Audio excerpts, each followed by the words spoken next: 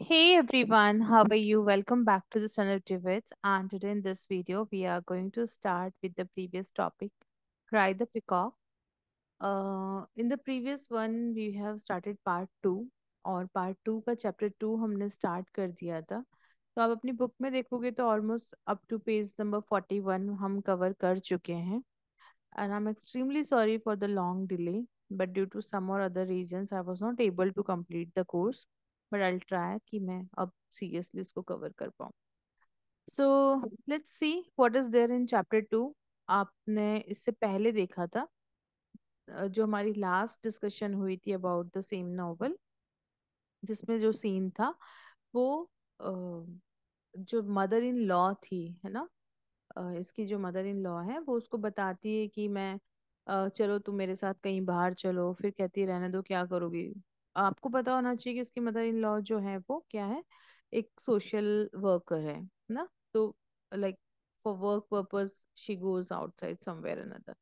तो वैसे वो उसको बोलती है कि बाहर चलोगी एंड ऑल, फिर उसके बाद नहीं जाते. आपको याद हो उनका डिनर वाला सीन. ठीक है, तो ये वीडियो देखने से पहले आप वो जरूर देखना, तभी आप इसको कनेक्ट कर पाओगे. So let's get started now. Yet even the paria pups that she had picked up from the streets would draw close to her feet as though to the more safe and congenial spot they knew of.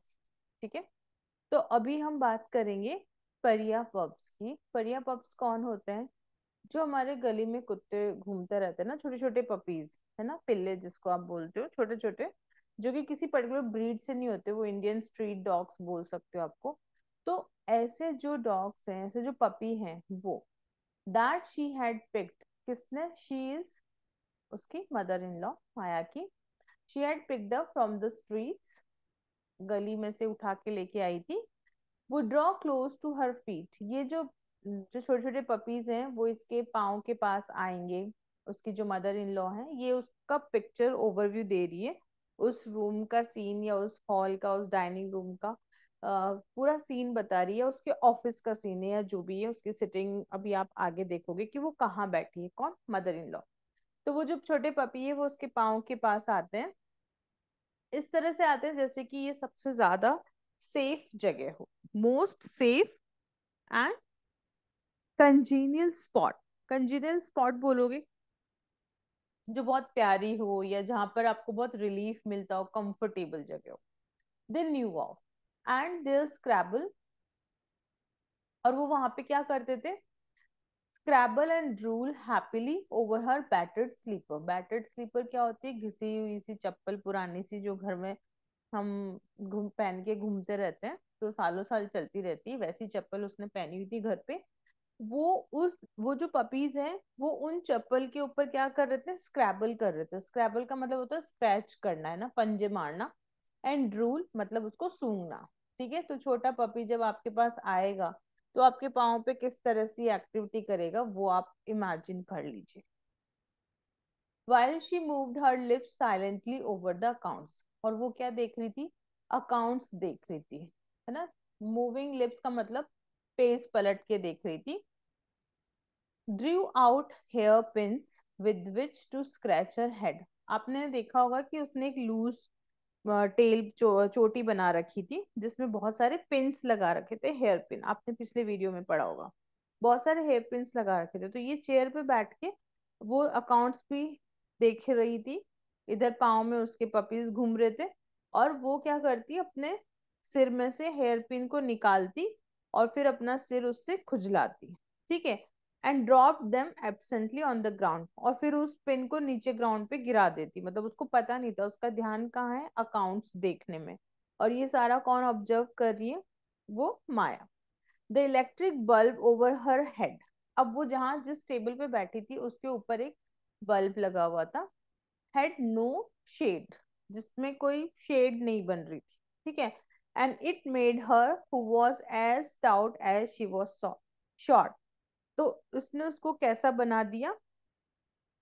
Look gone मतलब थोड़ी पतली बना दिया उसको. पतली दिख रही थी वो, क्योंकि वो शेड की वजह से जो बल्ब था ऊपर, उसकी परछाई, यानी बल्ब उसके ऊपर से आप देखोगे कि सामने से बल्ब की जो लाइट है वो आ रही है, नीचे वो बैठी है। और वो कैसी दिख रही थी? स्टाउट, यानी थोड़ी मोटी और पतली। ओके, मतलब आप कह सकते हो एक शेडो बन रहा था उसका। हर फेस हैरोड, उसका जो फेस है वो कैसा दिख रहा था? हैरोड दिख रहा था। मतलब कि जैसे किसी के दिमाग में कोई टेंशन हो, है ना, एंसियस हो कोई, है ना, थोड़ा सा उसको कुछ कोई चीज परेशान कर रही हो वैसा। और ये सब क्यों? क्योंकि कोई अकाउंट देख रहा है तो ऑब्वियसली वो बहुत ही कॉन्सेंट्रेट होके देख रहा है। Now and then she would look up to say, और फिर वो क्या करती? अकाउंट देखती रहती, ये सारी एक्टिविटी करती रहती, और फिर ऊपर ऊपर की तरफ फेस करके बोलती, यू हैवंट फिनिश्ड ऑलरेडी, अभी तक तुमने खत्म नहीं किया। किसको बोल रही है? अपने बच्चों को। उसके बच्चे कौन है? गौतम और उसके भाई बहन। Eat more children, don't waste anything, और खाओ, कुछ भी वेस्ट मत करो। I rarely saw her eat anything herself, मैंने उसको बहुत कम देखा होगा। किसको? उसकी मदर इन लॉ को, जो खुद कुछ खा रही हो। दो she drank several tumblers of T is day, जबकि वो बहुत सारे क्या पी जाती थी? चाय। चाय बहुत पीती थी वो। लेकिन खाते हुए मैंने उसको रेयरली देखा था, लेकिन वो दूसरों को बोल रही थी कि तुमने भी फिनिश नहीं किया, खराब मत करो food and all. Okay. Her children paid her little attention, और जब उन्होंने उसको, उसने बोला, मदर इन लॉ ने अपने बच्चों को बोला कि तुमने कुछ खाया नहीं एंड ऑल, तो उसके बच्चों ने उसकी तरफ ज्यादा ध्यान नहीं दिया। There were many of them, okay, two of them student still, बहुत सारे थे, उनमें से दो जो हैं वो अभी भी क्या है? बच्चे, स्टूडेंट्स हैं। दूसरा जर्नलिस्ट है, टीचर्स एंड साइंटिस्ट। ठीक है।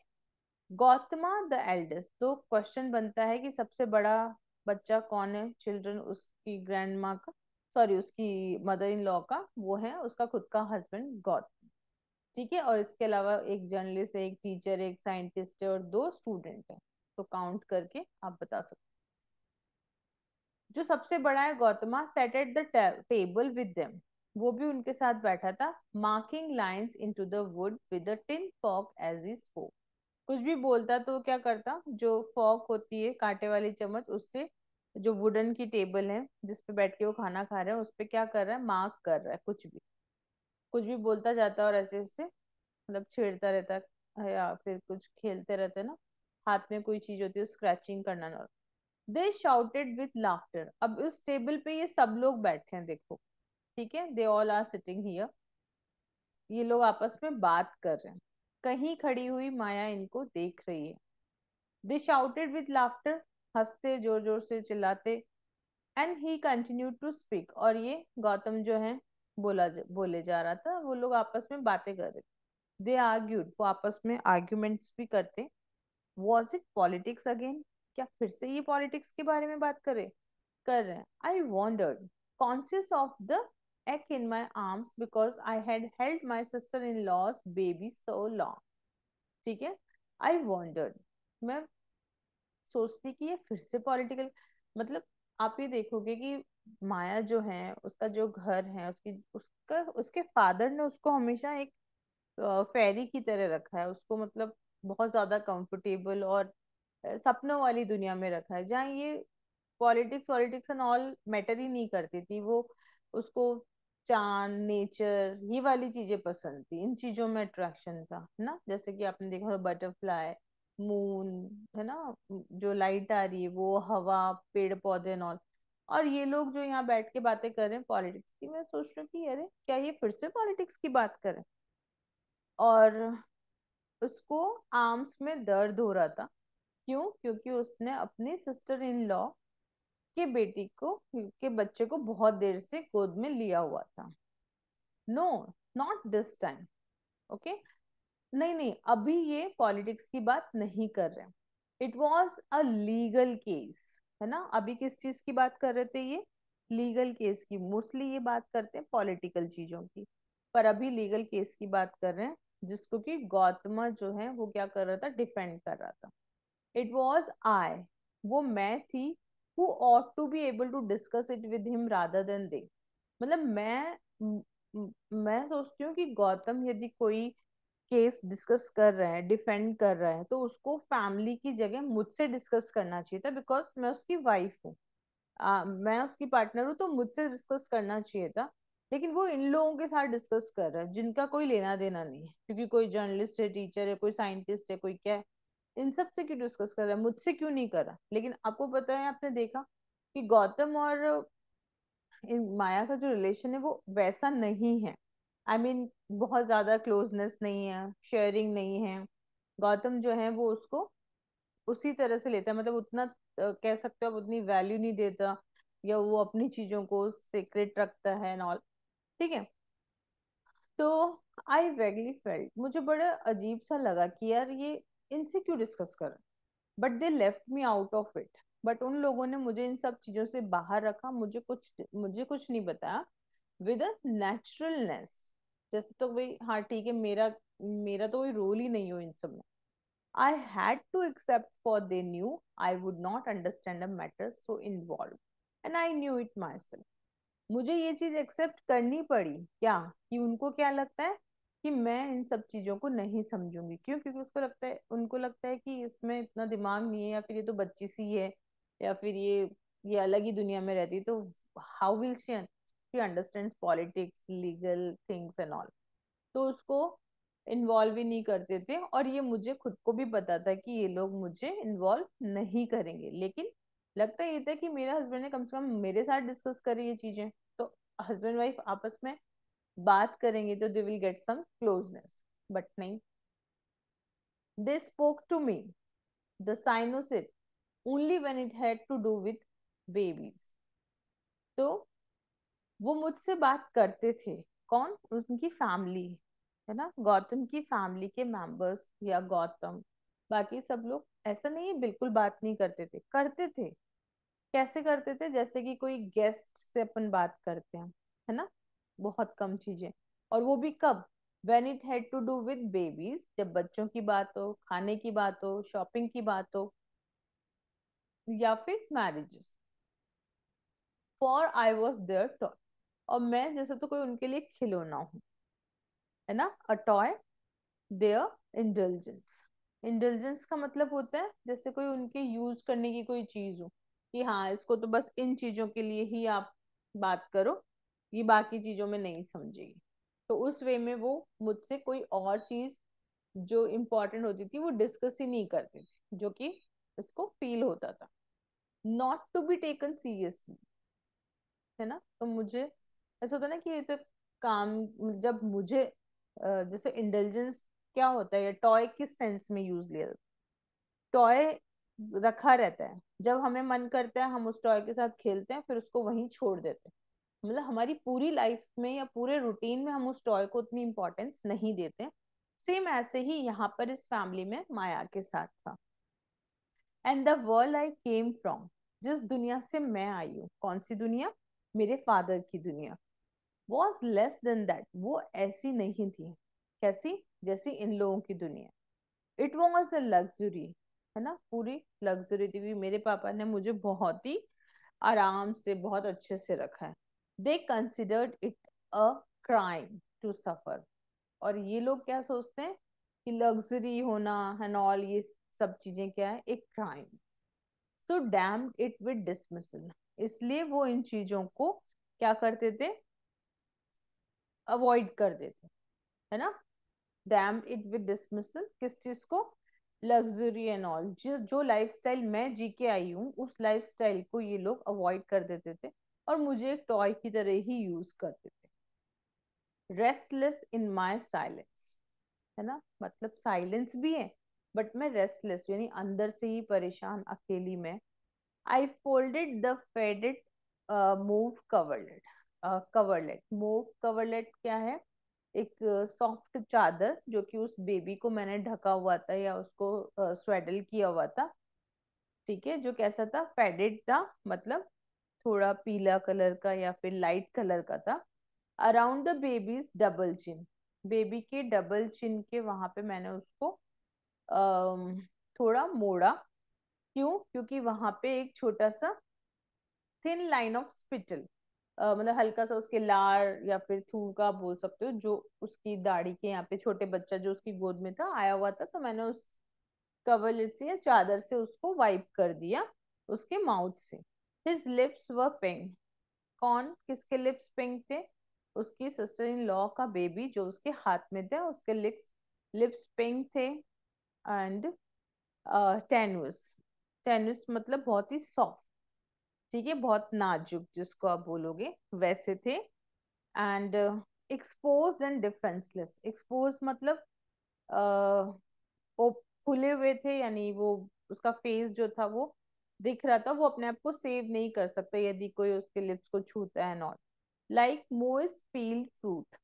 छिले हुए फ्रूट के अंदर जो फ्रूट होता है बेसिकली, है ना, छिले हुए तो अंदर बिल्कुल सॉफ्ट होता है, यदि आप उसको छेड़ते हो तो टूट सकता है, गिर सकता है, वैसे।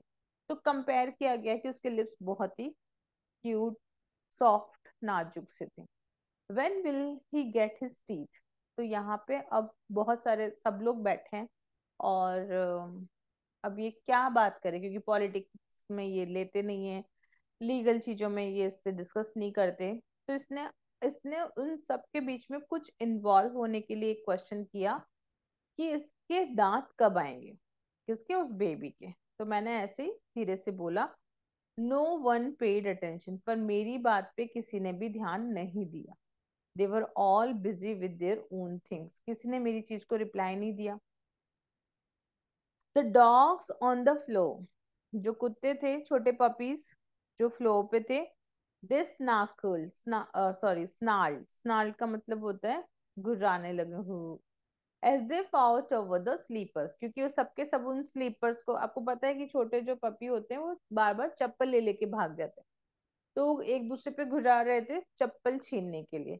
And out on the street someone ran shouting, और फिर बाहर भाग गए, ठीक है, चिल्लाते हुए। इन द स्टार्क रूम, वो जो रूम था सिंपल सा, स्टार्क मतलब सादा, simple, I was the only one, मैं अकेली थी, who war a sari of a bright colour, ठीक है, बाकी रूम जो है वो एकदम प्लेन सिंपल सा है, और मैंने क्या किया हुआ है, ब्राइट कलर की साड़ी पहनी हुई है। द रेस्ट वो colours that no one could care about, बाकी ने सब इतने फीके से कलर पहने हुए थे जिसको देख के आपकी आंखें रुक ना जाए, वैसे बहुत ही कैजुअल कपड़े पहने हुए थे। But the electric light was very bright, है ना, पर जो इलेक्ट्रिक लाइट थी जो उस रूम की वो बहुत चमकीली थी। Sometimes the mother looked up, कई बार वो माँ जो है जो अकाउंट्स देख रही थी वो ऊपर देखती, and frown her forehead furrowed and her lips moved as though in sleep. Okay, वो मदर जो है वो ऊपर देखती, एंड फ्राउन, फ्राउन मतलब अपने जो ये भौहें होती है ना, उनको ऊपर चढ़ाती, है ना, आईब्रोज को। हर फॉरहेड फरोड, उसका जो फॉरहेड है उस पे सल पड़ जाते थे ना, जैसे कोई टेंशन के मारे या ऐसे कुछ सोचता है तब। And her lips moved as though in sleep, और उसके जो लिप्स हैं वो ऐसे मूव करते थे। Her hands were rough and chapped, उसके हाथ जो थे वो कैसे थे, रफ थे और चैप्ड थे। चैप्ड का मतलब होता है फटे हुए, है ना, काम कर करके। The knuckles large and noted, knuckles क्या होते हैं, फिंगर के ऊपर जो ऐसे नकल्स होते हैं ना, वो कैसे थे, बड़े बड़े थे और गांठ वाले थे। तो ये क्या दिखाता है कि उसने बहुत हार्ड वर्क किया हुआ है। Their father course along routes too swiftly for them to follow. Their father, उन्होंने बहुत टाइम जो है वो लाइक बहुत रूट जो है वो फॉलो किया है। अब ये बात यहाँ पे आप देखोगे कि हम अब तक जिस चीज से बात करते हैं उससे थोड़ा सा हम अलग बात कर रहे हैं about some other point. Their father coursed along routes too swiftly for them to follow. Somewhere his train rushed crazily through the night, the same night screaming as it came to the green signal at a remote level crossing. Okay, तो यहाँ पे जो हम बात कर रहे हैं वो किस चीज की बात कर रहे हैं, उनके फादर की बात कर रहे हैं, ठीक है, जिन्होंने उस टाइम पे एक तरह से आप कहोगे ड्यूरिंग वॉर। वॉर तो क्या मतलब, इंडिपेंडेंस के टाइम पे बहुत कुछ चीजें झेली है, वो वाला पूरा का पूरा यहाँ पे दिखाया जाएगा कि कैसे वो जेल गए थे फिर वहां से निकले नॉट। Okay, so the father cause, तो Gautama's father was a freedom fighter. Okay, और मदर सोशल वर्कर। तो देखा जाए तो उन दोनों के पास ही इन बच्चों के लिए ज्यादा टाइम नहीं था। यहाँ पे माया बता रही है कि उनके जो फादर थे they cause a long routes too swiftly for them to follow, यानी उन्होंने बहुत ही लंबा रूट जो है वो कवर किया। लंबा रूट से मतलब है कि उन्होंने, because he was into freedom fighting, तो बहुत सारी चीजें उन्होंने ऐसी की हैं जिस आप इनडायरेक्टली कह सकते हो कि उनके पास अपने बच्चों के लिए टाइम नहीं था। Somewhere his train rushed crazily through the night. कई बार ऐसा था कि वो जिस ट्रेन में जा रहे थे, है ना, वो बहुत ही लाइक बहुत तेज चल रही थी रात में। This same night screaming as it came to the green signal. Screaming मतलब हॉर्न बजता है ट्रेन का, जब ग्रीन सिग्नल आता है तब। At a remote level crossing, एक ऐसी क्रॉसिंग में जहां पर छोटी सी हट बनी रहती है, जहां पे एक सिग्नल वाला आदमी होता है जो कि हरी झंडी दिखाता है और ट्रेन हॉर्न बजाती हुई निकल जाती है ना। विदाउट स्लोइंग स्पैड ऑन, ठीक है, बिना स्लो किए वो जो ट्रेन है वो स्पीड से चलती जाती थी। Living the small signal man waving a pointless flag. वो जो सिग्नल पे खड़ा हुआ आदमी है वो उसकी तरफ झंडा जो है वो वेव करता रहता है, जिसका कोई मतलब नहीं है, पॉइंटलेस है। Okay, lonely and sad at the door of his white washed हट। वाइट वॉस्ड हट क्या है, मतलब वो जिस दर जहाँ पे खड़ा रहता है, जैसे ये ट्रेन यहाँ से निकल रही है और यहाँ पे फाटक पे एक छोटी सी झोपड़ी बनी रहती है, अभी भी आप देख सकते हो। उसके दरवाजे पे एक सिग्नल मैन झंडा लेके हाथ में खड़ा रहता है और ट्रेन को ग्रीन सिग्नल दिखाता है ना। और ट्रेन बहुत ही तेज स्पीड से चली आ रही है और उस ट्रेन में विंडो के पास में बैठा है उसका father. Okay, lonely and sad at the door of his हट। तो ये जो पर्सन है ये भी अकेला है, क्यों? क्योंकि ये जो जगह है वो क्या है, रिमोट एरिया है, यानी सुनसान है। Middle of the desert that was so cold at night. तो ये कहाँ पे है, ये जो फाटक है ट्रेन का, ये बिल्कुल डेजर्ट के बीचों बीच है कहीं पे, जहाँ पर बहुत ही रात को बहुत ठंड है। और वो पर्सन जो है जो वहाँ झंडा दिखा रहा है वो भी बहुत अकेला है, तो he is also looking sad, क्योंकि ठंड है और रात में उठ के उसको सिग्नल देना पड़ रहा है जिसका कोई पॉइंट नहीं है। वो जो ट्रेन निकल के गई है उसने उसके डॉग को उठा दिया है, उस सिग्नल मैन के। And the night was rent in two by its long half. और वो जो रात है वो इसकी जो ये जो निकल के गई है ट्रेन, उसकी वजह से ये कह सकते हो आपकी इन रेंट इन टू, यानी कि दो टुकड़ों में बट गई, क्योंकि उसकी नींद टूट गई है, वो बीच में उठा इस वजह से। ठीक है, I filled with mourning for the pitiless, bitter world where men found no security, no response. Filled with mourning यानी दुख से भरी हुई वो रात जहाँ पर की जो जो कि एक पिटीलेस रात है ना। बिटर वर्ल्ड, ये बेकार सी दुनिया जहाँ पे इंसान जो है उनकी कोई सिक्योरिटी नहीं है, कोई रिस्पॉन्स नहीं है, क्योंकि वो रात में वहां पे अकेला है। तो एक थोड़ा अलग सा पिक्चर पॉइंट किया गया है। The man did not like to hear such a howl. जो इंसान है उनको ये चीख पुकार सुनना पसंद नहीं है। कौन सी, मतलब वो जो पर्सन था, और उसने क्या किया, उस कुत्ते की तरफ चिल्लाया कि चुप हो जा। But the train had already gone, क्योंकि वो ट्रेन ऑलरेडी निकल चुकी थी far beyond the sand dunes, क्योंकि वो बहुत स्पीड में थी तो सैंड ड्यून से भी बहुत आगे निकल गई थी। वॉज स्टिल चार्जिंग ऑन, और अभी भी जा रही थी। कैरिंग अवे द फादर, किसको लेके जा रही थी, इन लोगों के फादर को। who leaned his head against the window pane, जिसने खिड़की के शीशे के ऊपर अपना जो सर है वो झुकाया हुआ था, मतलब वो भी सो रहा था, रात का टाइम है। so that the neat bones of his skull were being rattled apart. यानी कि जो उसका सिर है वो आराम से उसके ऊपर मतलब है विंडो विंडो के ऊपर आप अपना सिर रखोगे तो थोड़ी थोड़ी आवाज आती रहेगी, नहीं वो सिर हिलता रहेगा नॉल, उस वे में इमेजिन दिया गया है. बीइंग टायर्ड ही स्लेप्ट, क्योंकि वो थका हुआ था इसलिए वो सो गया. And sleeping body alone was conscious of the wheels, और वो सोते हुए भी उसके दिमाग में उसकी बॉडी को ये पता था, he was conscious of the wheels, किसके, ट्रेन के पहियों की आवाज, जो कि उसके जिस सीट के नीचे वो बैठा था वहां पे नीचे जो विंडो के नीचे पहियों की आवाज आती रहती है ना, साउंड ट्रेन में चलता रहता है, बहुत तेज आती है. Spinning around at burst speed, burst speed यानी बहुत तेज स्पीड से वो पहिया घूमता रहता है ट्रेन का. Speeding down the long tracks that glittered like lead in the starlight, और वो जो लॉन्ग ट्रैक्स थे, लंबे लंबे ट्रैक्स थे जो कि चमक रहे थे रात की लाइट में, उनको जल्दी जल्दी कवर कर रहे थे कौन, वो पहिए. और ये सब उसके कॉन्शियस माइंड में थे, यानी वो सो रहा था पर पूरी तरह गहरी नींद में नहीं. But his mind was undisturbed by that motion, उस फादर का, क्योंकि वो इतना ज्यादा थका हुआ था कि उसका माइंड जो है इस मोशन से, ये जो तेज स्पीड वाली जो आवाज है, ये जो स्पीड से चलने वाले पहिए हैं, इनकी गति है, उससे वो डिस्टर्ब नहीं हो रहा था. And at last found sleep, और सो गया. A stationary piece such as his physique had known for so many years, एक बहुत ही स्थिर शांति जो कि उसके शरीर को काफी सालों से नहीं मिली थी. कहाँ पर, जेल में. क्यों, because he was a freedom fighter.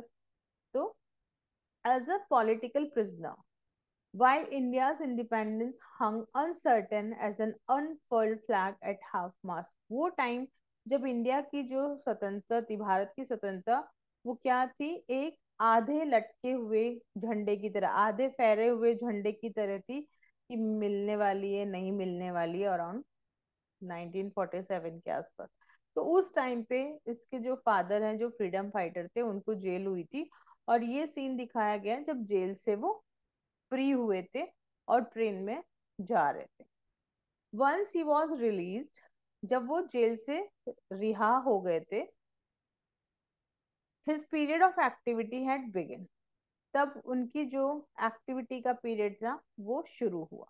And once he had walked out of his cell, जब वो अपने सेल से निकले यानी जेल से निकले, he continued to speed through the nights and days of what was to him a new app, है ना, न्यू एपिक मतलब एक नया, दिन रात उन्होंने कुछ नया करने के लिए अपना पूरा टाइम लगा दिया, एक नया युग लाने के लिए.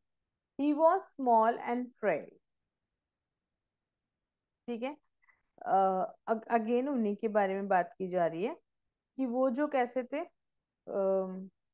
Almost too slight to bear the weight of his large head, height में हाइट कम थी उनकी, है ना, और सिर बड़ा, मतलब ऐसे इमेजिन करवाया गया है, उनका पिक्चर दिखाया गया है, ठीक है.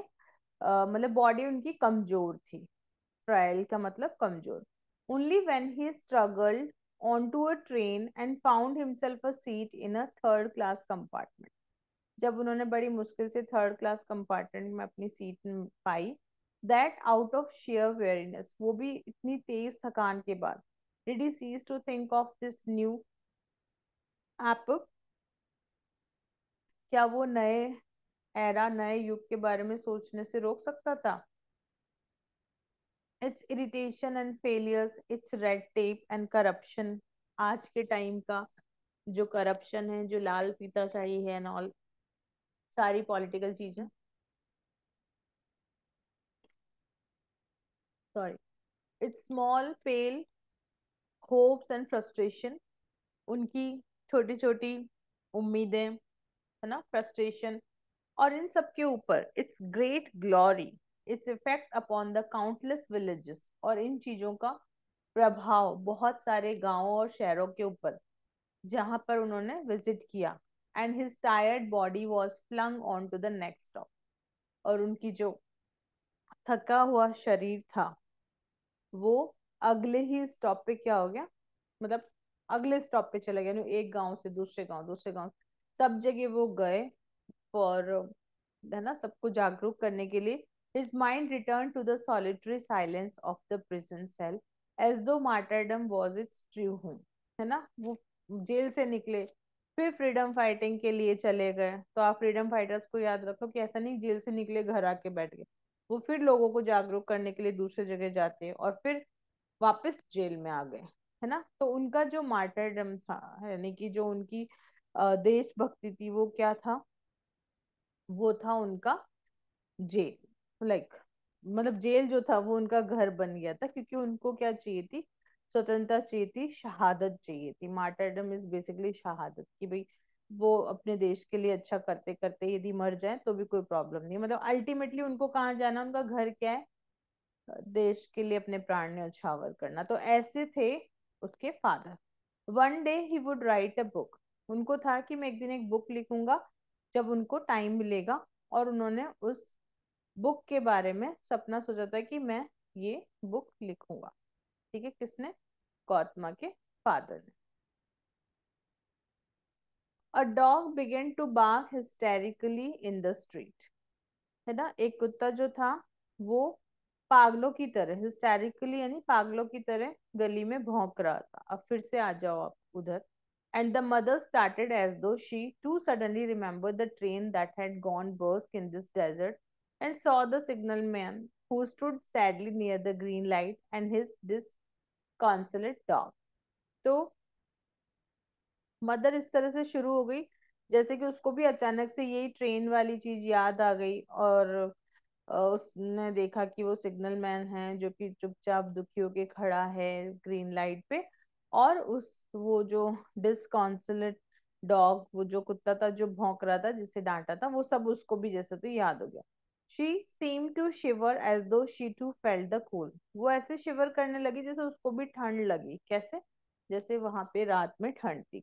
But seeing me draw the coverlet away from baby's face, पर जब उसने देखा कि मैंने बेबी के फेस से वो कपड़ा हटाया, उसने कहा इट इज वार्म, ये गर्म है। As though shiver reassuring herself of a fact that had been momentarily obscured by her sharp brief longing to be with that man। जैसे उसने कहा कि ये तो गर्म है, तुम इसे हटाओ मत, ढके रहने दो, क्योंकि उसको खुद को ठंड लग रही थी। और ठंड क्यों लग रही थी? क्योंकि उसको वो बात याद आ रही थी। तो ऐसा लग रहा था कि जैसे वो इस चीज को रीअश्योर कर रही है, फिर से अपने आप को आश्वस्त कर रही है। किस बात से लेके? कि वो भी मोमेंटरीली यानी कुछ पल के लिए ऑब्सक्योर्ड बाय हर शाफ्ट, है ना, उस आदमी के साथ, यानी कि अपना जो हस्बैंड है उसके साथ उसकी यादों में चली गई on his journey through the free land, the free night. ठीक है। She return quickly to her accounts, और वो वापस से अपने अकाउंट्स देखने लगी। I walk towards the window, मैं विंडो की तरफ गई। एंड हर्ड गौतमा से, और मैंने गौतम को कहते हुए सुना, certainly not, and it is best to bring it out in the open. क्या सुना? बिल्कुल नहीं, और अच्छा है कि हम इसको सबके सामने ला दें। एंड वन ब्रदर से एक ने कहा, but faith in the government, government में फेथ, गवर्नमेंट में विश्वास। और दूसरे ने कहा, the opposition ridicule and the unshielded electric bulb burn into the back of my नेक। है ना, द अपोजिशन रिडिक्यूल, तीसरे ने कहा कि अपोजिशन जो है वो बकवास है। और और जो अनशेडेड इलेक्ट्रिक बल्ब था उससे मेरी बैक जलने लगी, यानी कि वो उससे मुझे वो लाइट है वो मेरे ऊपर आई। Out in the street the lamps were dimmer, बाहर स्ट्रीट में लैम्प्स जो थे वो डिम थे, कम थी उनकी light. Almost obliterated by the night, night की वजह से क्या हो गए थे? बिल्कुल खत्म हो गए थे, अंधेरे की वजह से वो डिम थे और फिर पूरे ही खत्म हो गए थे, ऐसा वो बोल रही थी, क्योंकि वो विंडो के पास आ गई थी तो बाहर का देख के बोल रही थी। The pan and soda vendors, who in the daytime lined the street with their wares, had shrouded themselves in white sheet। है ना, जो अब ये वहां बाहर का बता रही है, विंडो के बाहर का, कि जो पान और सोडा बेचने वाले लोग थे, है ना, वेंडर्स, वो दिन में तो खड़े होके क्या करते हैं? अपने सामान को बेचते हैं।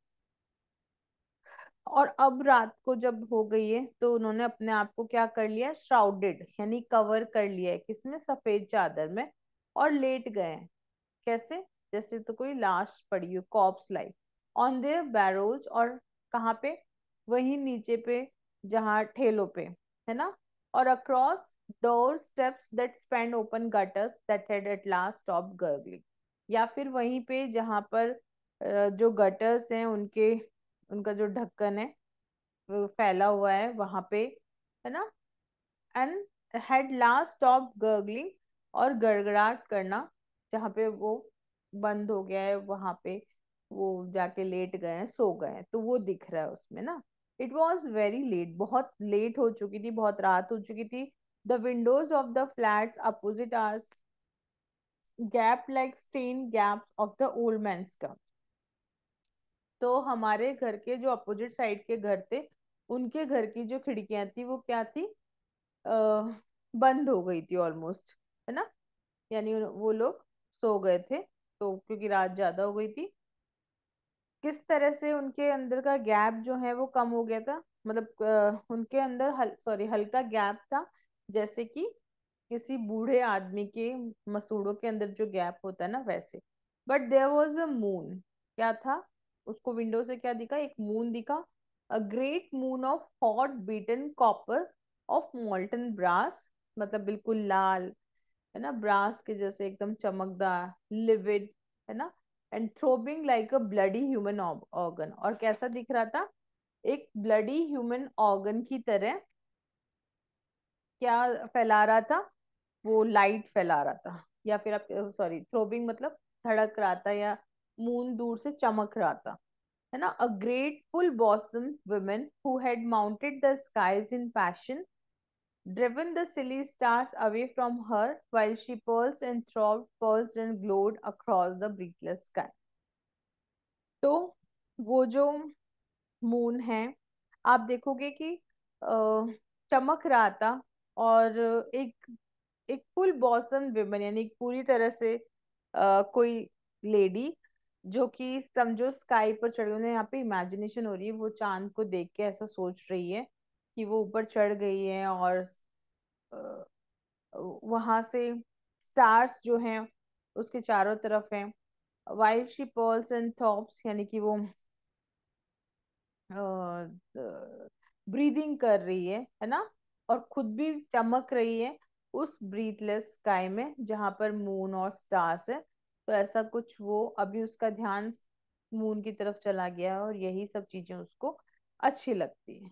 ठीक है, I spun around clutching the baby, और मैं भी वहां पर घूमने लगी उस बेबी को पकड़े हुए, to stare at my relations, अपने रिलेशंस की तरफ देखते हुए, whose names I knew, whose moods I sensed, जिनके नाम मैं जानती थी, जिनके मूड को मैं सेंस कर सकती थी, whose hands I touched and found there was not one amongst them to who I could cry। और मुझे ऐसा लगा कि इनमें से कोई भी ऐसा नहीं है जिनके पास जाके मैं रो सकूं, लुक लुक, या फिर सॉरी, आई कुड क्राई मतलब मैं उनको बोल सकूं कि देखो देखो, बाहर एक मून है स्काई में, क्योंकि यहाँ सारे लोग अलग हैं, मेरे जैसे कोई भी नहीं है। तो she is feeling very lonely, even being with so many people, है ना, तो एक नई फैमिली है उसके लिए, वो ससुराल में है, और गौतमा की फैमिली, लेकिन वहां के लोगों ने उसको स्पेस ही नहीं दिया है, तो वो उन इतने सारे लोगों में भी वो अपने आप को अकेला फील कर रही है। उसके थॉट्स अलग हैं, उसकी चॉइसेस अलग हैं, लेकिन वहां किसी को उसकी इन सब चीजों से कोई मतलब नहीं है, and that's why she is very sad. So this was all about up to page number 44 or something. दो दो तीन तीन पेजेस ही मैं करवा पा रही हूँ, बिकॉज इट्स दिखने में दो चार पेजेस ही हैं, लेकिन समझने में बहुत ही कॉम्प्लिकेटेड है, क्योंकि कहाँ से कहाँ आप चीजें ले जाते हो। ओवरऑल समरी बताऊंगी तो बहुत शॉर्ट एंड स्वीट है, लेकिन एग्जामिनेशन पॉइंट ऑफ व्यू से समरी से काम नहीं चलेगा, we need to understand this completely. So this is all about today. We'll see you in the next video as soon as possible. Goodbye.